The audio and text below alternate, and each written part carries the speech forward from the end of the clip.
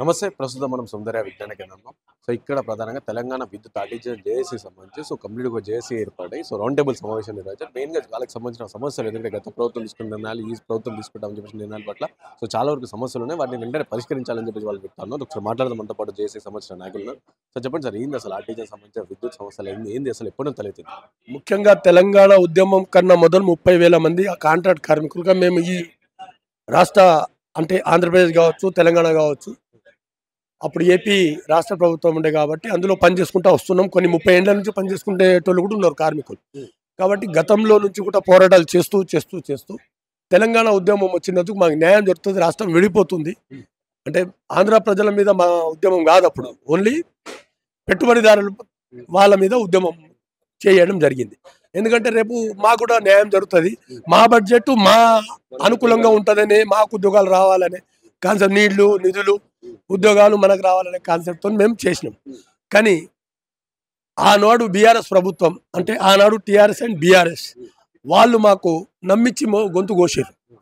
గొంతు ఎట్లా కోసారు అంటే ఎటు కాకుండా అయిపోయింది పరిస్థితి మాది. అటు ఆర్టిజన్ అంటారు, ఆర్టిజన్ ఒక నామకరణం చేసి మాకు హక్కులు మొత్తం కలరాశారు. ఇటు మొత్తం పర్మనెంట్ హక్కులు ఇవ్వలేదు. అట్లా అని చెప్పి కాంట్రాక్ట్ లెవెల్లేం కాదు, అటు ఇటు కాకుండా మధ్యలో నిల్చొని ఉన్నాం. ఆ తరుణంలో సరే కాంగ్రెస్ ప్రభుత్వం వస్తే మాకు మళ్ళీ న్యాయం జరుగుతుందని చెప్పేసి ఒక చివరి ఆశగా నిలబడి కాంగ్రెస్ ప్రభుత్వానికి విన్నవించడానికి సంవత్సరం తర్వాత మొదలు పెట్టడం జరిగింది ఉద్యమాలు. కానీ ఇప్పటికీ కూడా మాకు ప్రభుత్వం దిక్కెళ్ళి ఎవరు కూడా యాజమాన్యం మాట్లాడలేదు, ప్రభుత్వం కూడా మాట్లాడలేదు. కాబట్టి వేరే ఇక ఆయుధాలు లేవు.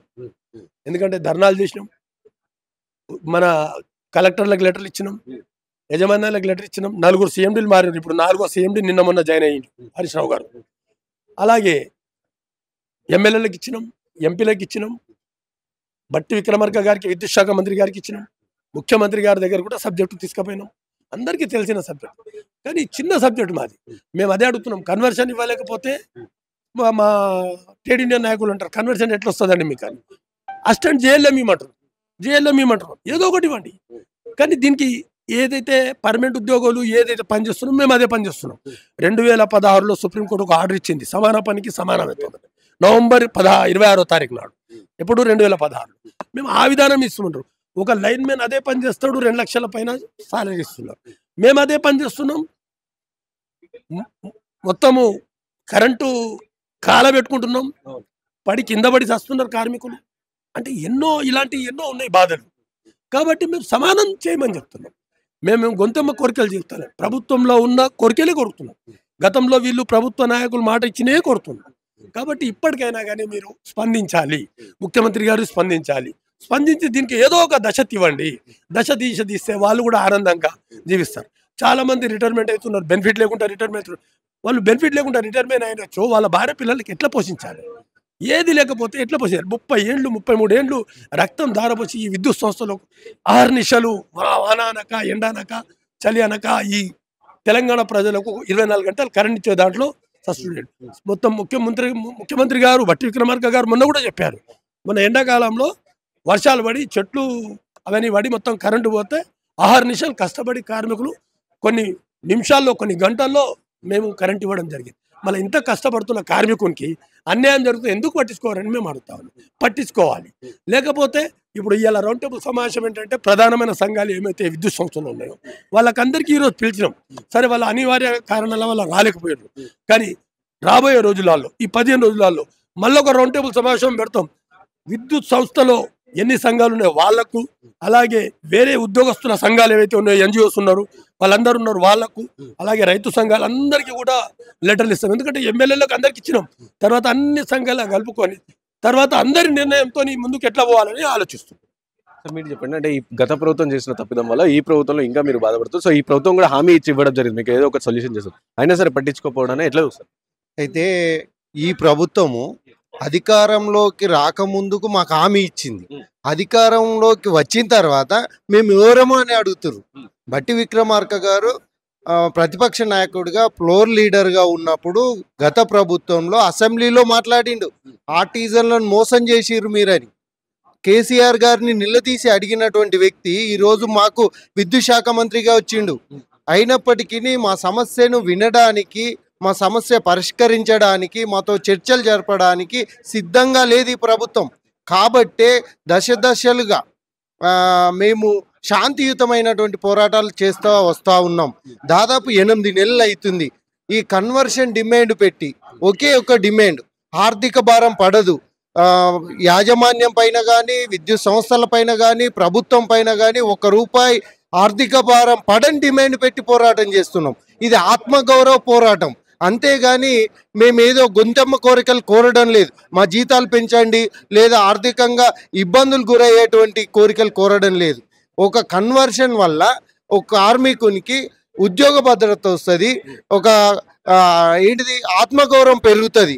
కాబట్టి ఈ విషయము ముఖ్యమంత్రి దృష్టికి, అదేవిధంగా విద్యుత్ శాఖ మంత్రి దృష్టికి తీసుకుపోయినాం.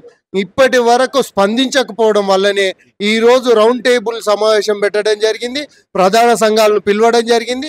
కానీ ప్రధాన సంఘాలు కూడా స్పష్టంగా మాకు ఏ విషయం చెప్పడం లేదు. కాబట్టి ఈ రోజుతోటి వాళ్ళకు కూడా రిక్వెస్ట్ చేస్తున్నాం, మీరు స్పష్టంగా మా మీద మీ వైఖరి ఏంటో చెప్పండి.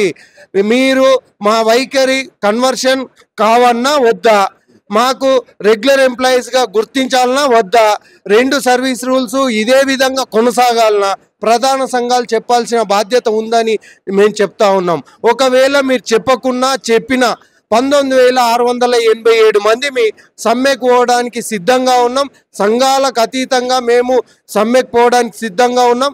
మొన్నటి వరకు రైతుల మీద ఇబ్బందులకు, అంటే రైతులు వ్యవసాయం చేసి 6 నెలలు కష్టపడి ఇబ్బందులకు గురవుతారు, కరెంటు కనుక సమ్మె చేస్తే కరెంటు పోతే రైతులు నష్టపోతారన్న ఉద్దేశంతో ఆగడం జరిగింది. కానీ ఎక్కడ కూడా మేము సమ్మె చేయమని కాదు, భయపడి కాదు, ఈ ప్రభుత్వానికి భయపడి కాదు, ఎప్పటికైనా సరే ఇంకా మేము ఖచ్చితంగా సమ్మె చేయడానికి సిద్ధం, సమ్మె నోటీస్ ఇవ్వడానికి సిద్ధమని ఈ సందర్భంగా తెలియజేస్తున్నాం. ఎప్పటికైనా ప్రభుత్వం ఆలోచించి, ముఖ్యమంత్రి గారు బట్టి విక్రమార్క గారు, విద్యుత్ శాఖ మంత్రి గారు ఆలోచించి యాజమాన్యంతో చర్చలు చేసి మా జేఏసీతో చర్చలు జరిపి మా సమస్యను పరిష్కరించాలని ఈ సందర్భంగా తెలియజేస్తున్నాం.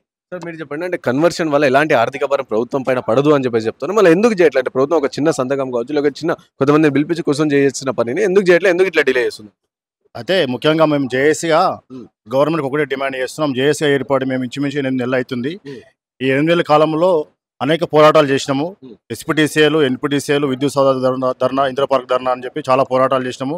మా కార్మికులతోని, మా 19,668 మంది కార్మికులతోని చాలా పోరాటాలు చేసినాము. అయినా కూడా గవర్నమెంట్ మరి స్పందించట్లేదంటే కార్మికులు మేమందరం కూడా ఒకటే, మా జీవితాలు 30 సంవత్సరాలు 20 సంవత్సరాలు ఈ డిపార్ట్మెంట్లో పనిచేస్తున్నాము. మరి పనిచేసినప్పుడు మరి కార్మికులు మేమందరం కూడా పిట్టలా రాలిపోతున్నాం. మరి మా కార్మికులు మేమే పని చేసుకొని మరి మేము పిట్టలా రాలిపోతున్నాం. కాబట్టి మేము గవర్నమెంట్కి ఒకటే రిక్వెస్ట్ చేస్తున్నాం జేఏసీ తరఫున, ఇప్పటికైనా మేము ఇది ఆత్మగౌరవం భావిస్తున్నాం. కాబట్టి ఒకటే డిపార్ట్మెంట్ 2 రూల్స్ ఉన్నాయి. కాబట్టి మేమందరం ఒకటే కోరుకుంటున్నాం. మేము వేరు కాదు కాబట్టి మనమందరం ఒకటే, కాబట్టి ఒకటే రూల్స్ ఉండాలని మేము కోరుతున్నాం జేఏసీగా. ఇప్పటికైనా గవర్నమెంట్ దయచేసి మా యొక్క మీరు సమన్వయం చేస్తారని మేము ఆశిస్తున్నాము. ఎందుకంటే ఇది ఆర్థిక భారం పడని సమస్య. ఇది ఆర్థిక భారం పడుతుంది అనుకుంటున్నామో మీరు ఆలోచన చేయొచ్చు. ఇది ఆర్థిక భారం పడని సమస్య కాబట్టి ఇప్పటికైనా మీరు మమ్మల్ని చర్చలో పిలిచి సమస్య ఏదైనా సరే చర్చ ద్వారా పరిష్కారం అవుతుంది. మా రాష్ట్ర నాయకత్వాన్ని, మా చైర్మన్ గారు కానీ, మా కన్వీనర్ గారు కానీ పిలిచి మీరు చర్చల ద్వారా ఈ సమస్యను పరిష్కరించేస్తారని మరొక్కసారి మేము గవర్నమెంట్ వేడుకుంటున్నాం. ఒకవేళ మా సమస్య పరిష్కరించకపోతే రాబోయే కాలంలో మేము కార్మికులు అందరం ఏకమై మేము సమ్మె చేసినామంటే ఈ రాష్ట్రం అంధకారంలో పోతుంది. కాబట్టి ఆ పరిస్థితి కూడా గవర్నమెంట్ తీసుకురావద్దు. మేము కూడా ఆ పరిస్థితిలో చేయాలని మాకు కూడా ఆలోచన లేదు. కాబట్టి ఇప్పటికైనా మీరు జేఏసీని చర్చలు పిలిచి ఈ చర్చల ద్వారా సమస్య పరిష్కరించాలని మరొకసారి మేము జేఏసీగా డిమాండ్ చేస్తున్నాం. చెప్పండి, అంటే నార్మల్ విద్యుత్ సర్వీస్ సంబంధించిన డిపార్ట్మెంట్లో చేసే వాళ్ళు సేమ్ పని చేస్తారు, మీరు సేమ్ పని చేస్తారు. అంటే ఎందుకు ఇట్లా ప్రభుత్వం ఈ పక్షపాతం చూపిస్తుంది? ఎందుకు వాళ్ళకి మీకు డిఫరెంట్ జీతభత్యాలు కావచ్చు, అలవెన్సెస్ కావచ్చు, ఇవన్నీ ఎందుకు డిఫరెన్స్ చూపిస్తుంది? వాస్తవానికి తెలంగాణ రాష్ట్ర విద్యుత్ సంస్థలో పనిచేస్తున్నటువంటి 20,000 మంది ఆర్టిజన్ కార్మికులు పనిచేస్తూ ఉన్నారు. ఈ ఆర్టిజన్ కార్మికులు విద్యుత్ రంగంలోని అన్ని పని ప్రదేశాల్లో కూడా పనిచేస్తూ ఉంటారు. సబ్స్టేషన్ ఆపరేటర్స్, సబ్స్టేషన్ యొక్క నిర్వహణ కానివ్వండి, బిల్లింగ్ కానివ్వండి, మీటర్ రీడింగ్ కానివ్వండి, లేకపోతే బిల్ కలెక్షన్ కానివ్వండి, స్థానికంగా ఉండేటువంటి ట్రాన్స్ఫార్మర్స్ యొక్క మెయింటెనెన్స్ కానివ్వండి, లైన్స్ యొక్క బ్రేక్ డౌన్స్ కానివ్వండి, ఇవన్నీ అన్ని రకాలైనటువంటి పనులను కూడా ఆర్టిజన్ కార్మికులు నిర్వహిస్తూ ఉంటారు. సంస్థలో మొత్తంగా సిబ్బంది 40,000 సిబ్బంది ఉంటే ఆ 40,000లో 20,000 మంది సిబ్బంది ఆర్టిజన్ కార్మికులే ఉన్నారు. ఇవాళ ఆర్టిజన్ కార్మికుల యొక్క పోరాటం ఆత్మగౌరవ పోరాటం. ఎందుకంటే ఒకే సంస్థలో ఒకే సంస్థలో 2 రకాలైనటువంటి సర్వీస్ రూల్స్ను పెట్టి వివక్షకి గురి చేస్తూ ఉన్నారు. ఒకే సంస్థలో 2 రకాలైనటువంటి నిబంధనలు పెట్టి ఆర్టిజన్ కార్మికులను వివక్షకు గురి చేస్తూ ఉన్నారు. ఒక విధంగా చెప్పాలంటే ఆర్టిజన్ కార్మికుడు అంటే ఒక ద్వితీయ శ్రేణి పౌరునిగా చూస్తున్నటువంటి పరిస్థితులు ఉన్నాయి. ఈ వివక్షకు వ్యతిరేకంగా సంస్థలో పనిచేస్తున్నటువంటి ఆర్టిజన్ కార్మికులు పోరాడుతూ ఉన్నారు. ఇవాళ ఆర్టిజన్ కార్మికులు కోరుతున్నటువంటిది కన్వర్షన్ డిమాండ్ చాలా న్యాయబద్ధమైనటువంటి డిమాండ్ని ఆర్టిజన్ కార్మికులు కోరుతా ఉన్నారు. ఈ కన్వర్షన్ ఇవ్వటం మూలంగా సంస్థ మీద ఎటువంటి ఆర్థిక భారం కూడా పడదు. ఈవెన్ అనేక సందర్భాలలో సంస్థలో పనిచేస్తున్నటువంటి కాంట్రాక్ట్ కార్మికులని రెగ్యులర్ చేసినటువంటి సందర్భాలు ఉన్నాయి. అదేవిధంగా ఆ రెగ్యులర్ అయిన తర్వాత ఈ కన్వర్షన్ జరిగినటువంటి సందర్భాలు కూడా ఉన్నాయి. ఇవాళ 1988, 87 సందర్భాలలో విలేజ్ ఎలక్ట్రిసిటీ వర్కర్స్ అంటే గ్రామ పంచాయతీలలో వీధి దీపాలు మెయింటెనెన్స్కి తీసుకున్నటువంటి విలేజ్ ఎలక్ట్రిసిటీ వర్కర్స్ని ఎలక్ట్రిసిటీ డిపార్ట్మెంట్ సంస్థలో విలీనం చేసుకొని రెగ్యులరైజ్ చేసినటువంటి సందర్భాలు ఉన్నాయి. అదేవిధంగా 95, 96, 97లో సంస్థల అప్పటి ఏపీఎస్సిపిలో ఉన్నటువంటి జనరేటింగ్ స్టేషన్స్లలో పనిచేస్తున్నటువంటి కాంట్రాక్ట్ కార్మికులను కూడా రెగ్యులర్ చేసినటువంటి సందర్భాలు ఉన్నాయి. న్యాయ పోరాటం చేసి వాళ్ళు రెగ్యులర్ కాబడ్డారు. రెగ్యులర్ అయిన తర్వాత వారిని కూడా రెగ్యులర్ పోస్టులలోకి జేపీఏ లాంటి రెగ్యులర్ పోస్టులలోకి వాళ్ళకు కూడా కన్వర్షన్ ఇచ్చినటువంటి సందర్భాలు ఉన్నాయి. అదేవిధంగా 2007 సంవత్సరంలో అప్పటి కాంగ్రెస్ ప్రభుత్వం సంస్థలో పనిచేస్తున్నటువంటి కాంట్రాక్ట్ కార్మికులతోనే 7114 జూనియర్ లైన్మెన్ పోస్టులను ఇన్నర్ నోటిఫికేషన్ ద్వారా భర్తీ చేసి కాంట్రాక్ట్ కార్మికులను జూనియర్ లైన్మెన్లుగా అవకాశం కల్పించినటువంటి సందర్భాలు ఉన్నాయి. ఇన్ని రకాలైనటువంటి సందర్భాలు ఉన్నప్పటికీ కూడా ఇప్పటికీ మా యొక్క న్యాయబద్ధమైనటువంటి మా డిమాండ్ న్యాయబద్ధంగా ఉన్నప్పటికీ కూడా మా ఈ సమస్య పరిష్కారం కావటం లేదు చాలా రోజులుగా. కాబట్టి ఈ సందర్భంగా ఈ ప్రభుత్వాన్ని డిమాండ్ చేస్తున్నటువంటిది పాలక వర్గాలని వేడుకుంటున్నటువంటి విషయం ఒకటే, ఆర్టిజన్ కార్మికులకి రెగ్యులర్ పోస్టుల్లోకి కన్వర్షన్ ఇవ్వటం మూలంగా ఏ విధమైనటువంటి ఆర్థిక భారం పడదు. కాబట్టి మా యొక్క న్యాయబద్ధమైనటువంటి డిమాండ్ని పరిష్కరిస్తారని చెప్పి ఆశిస్తా ఉన్నాం. ఏం సమస్యలు ప్రధానంగా మీరు ఏ సమస్యలు చూస్తారు? ఈరోజు ఇక్కడ టీవీఐసీ జేఏసీగా రౌండ్ టేబుల్ సమావేశం నిర్వహించడం జరిగింది. ఎలక్ట్రిసిటీ రంగంలో ప్రధానంగా మేము మా యొక్క డిమాండ్లు అనేక సంవత్సరాలుగా ఈ సంస్థలో పనిచేస్తూ వస్తూ ప్రాణాలు కోల్పోతూ అనేక కష్ట నష్ట బాధల్ని భరిస్తూ వస్తున్నప్పుడు మా యొక్క డిమాండ్ ఏంటంటే ఆర్టిజన్ కన్వర్షన్. ఈ ఆర్టిజన్ కన్వర్షన్ ఈరోజు మేము అడగడమే కాదు, ఆల్రెడీ ప్రభుత్వము ఫామ్లో కాకముందు ఇదే ముఖ్యమంత్రి గారు రేవంత్ రెడ్డి గారు ఒప్పుకున్నటువంటి డిమాండ్ ఇది. మీకు అన్యాయం జరిగింది, కేసీఆర్ గారు మీకు అన్యాయం చేసిర్రు. అబ్జర్ప్షన్ అనే పేరు మీద మీకు యాక్చువల్గా టోటల్గా ఇవ్వవలసింది పోయి మీకు ఆర్టిజన్ అనే పేరు మీద మీకు అన్యాయం జరిగింది. ఆర్థిక పరంగా మీకు వచ్చే బెనిఫిట్స్ వస్తలేవు. కాబట్టి మేము ప్రభుత్వంలోకి వచ్చిన వెంటనే మీకు తప్పకుండా పూర్తి న్యాయం చేస్తామని రేవంత్ రెడ్డి గారు చెప్పడం జరిగింది. అదే డిమాండ్ మీద ఈరోజు మేము ఒకటిగా అయ్యి టీవీఐసీ జేఏసీగా అడుగుతున్నాం. మీరు ఒప్పుకున్నటువంటి డిమాండే సార్, అది మాకు ఇవ్వాలని మేము అడుగుతున్న సందర్భంలో ఎన్నో మార్లుగా ఈ రాష్ట్రంలో ఉన్నటువంటి అందరి ఎమ్మెల్యేలకు కూడా ఈ విషయాన్ని తెలియడం జరిగింది. అదే సందర్భంగా డిప్యూటీ సీఎం గారు బట్టి విక్రమార్క గారు కూడా ఈ విషయం చెప్పడం జరిగింది. అట్లాగే ఈరోజు ఉన్నటువంటి రాష్ట్ర ముఖ్యమంత్రి గారు రేవంత్ రెడ్డి గారు కూడా చెప్పడం జరిగింది. అదేవిధంగా 8 నెలల నుంచి టీవీఐసీ జేఏసీగా మేము ఏర్పడి రకరకాలైనటువంటి పోరాటాలు చేస్తూ రాష్ట్రంలో ఉన్నటువంటి అందరూ ప్రజలకు అన్ని యూనియన్లకు ఈ యొక్క విషయం చెప్పడం జరిగింది. యూనియన్ల పరంగా అందరం ఒకటయ్యి అందరు కార్మికులు ఐక్యంగా ఈ యొక్క డిమాండ్ మీద ముందుకు పోతున్నాము. టోటల్గా ఒక విషయం చెప్పాలంటే మేము అనేక సంవత్సరాలుగా ఈ సంస్థలో పనిచేసుకుంటా వస్తున్న వాళ్ళము. మా యొక్క శ్రమ దోపిడీని ఖచ్చితంగా మీరు ఇంకా ముందు కొనసాగించకూడదు అని పద్ధతి మీద ఈరోజు మేము కన్వర్షన్ అడుగుతున్నాం. కన్వర్షన్ ఇంకొక గొప్ప విషయం ఏంటంటే కన్వర్షన్ వలన ప్రభుత్వానికి ఎట్లాంటి బర్డన్ పడదు, ఆర్థిక పరమైనటువంటి బర్డన్ పడదు. మరి కన్వర్షన్ మేము ఎందుకు అడుగుతున్నామనంటే కన్వర్షన్ వలన ప్రమాదవశాత్తు మేము ఏదన్నా జరిగి ప్రమాదవశాత్తు చనిపోతే కనీసం భార్య పిల్లల కన్నా న్యాయం జరుగుతుంది, ఆర్థిక పరమైన విషయం కావచ్చు, హక్కుల విషయం కావచ్చు. కాబట్టి మేము ఈ యొక్క కన్వర్షన్ అడుగుతున్నాం. కాబట్టి వెంటనే ఈ యొక్క కన్వర్షన్ మాకు ఇప్పియకపోతే రాబోయే కాలంలో మేము ఐక్యతగా అన్ని యూనియన్లు కలిసి పెద్ద పోరాటం చేసి సమ్మెకైనా వెళ్తామని ఈ సందర్భంగా మేము హెచ్చరిస్తున్నాం. ముందుగా టీవీసీ చేసి జాయింట్ సెక్రటరీ, నా పేరు లింగం. ఎందుకంటే మేము గత కొన్ని సంవత్సరాలుగా దగ్గరనే 30 సంవత్సరాల నుంచి సర్వీస్ చేస్తున్నా. నాకు పనులు పోయినా ఇన్ని పోయినా కూడా నేను సంస్థకు సేవ చేసుకుంటూ వస్తున్నా. ఇంతవరకు మా కార్మికులు, ఆర్టిజన్ కార్మికుల మీద పోయిన ప్రభుత్వం ఈ ప్రభుత్వం ఏదైనా కూడా మాకు అసలు న్యాయం జరపట్లేదు. న్యాయం జరపట్లేదు అంటే మేము 24 గంటలు ప్రభుత్వానికి సేవ చేస్తున్నాం. 24 అవర్స్ అవైలబుల్ కరెంటు మేము ఆర్టిజన్ కార్మికులుగా ఇస్తున్నాం. అలాంటి కార్మికులకు మాకు అన్యాయం జరుగుతుందని మేము ఈ ధర్నా రూపంలో, సమ్మె రూపంలో ఇవన్నీ తెలియజేసుకుంటూ వస్తే కనీసం మళ్ళీ పట్టించుకునే నాదుడు లేడు.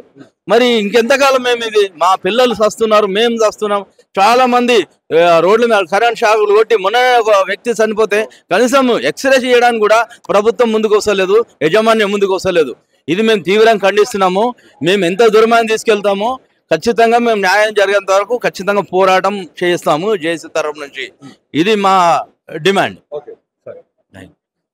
సో విన్నారు కదా, ఇది ఆర్టిజన్ తెలంగాణ విద్యుత్ ఆర్టిజన్ చేసేకి సంబంధించి సో వాళ్ళు చెప్తా ఉన్నారు. సో ప్రధానంగా వాళ్ళని చూసుకుంటే సో మేము వేరే మాతో పాటు వేరే ఉద్యోగులు కూడా చేస్తాం. వాళ్ళకేమో గవర్నమెంట్ సంబంధించి జీతభత్యాలు కావచ్చు అవన్నీ కూడా ఎక్కువనే, మేము చేసే పని కూడా సేమ్. సో మేము ఒకవేళ చనిపోతే కావాలి లేకపోతే రిటైర్మెంట్ అయితే కానీ బెనిఫిషియరీస్ కూడా ఎలాంటివి కూడా లేవు అని చెప్పి చెప్తాను. సో కన్వర్షన్ చేసే ప్రభుత్వానికి ఆర్థిక పరం ఏం పడదు, ఇలా కన్వర్షన్ చేయండి, మాకు ఆత్మగౌరవాన్ని పెంపొందించండి అని చెప్పి కూడా వీళ్ళు డిమాండ్ చేస్తారు. కెమెరా పర్సన్ సాయితో Rana Pratap reporting for Vahini TV from Hyderabad.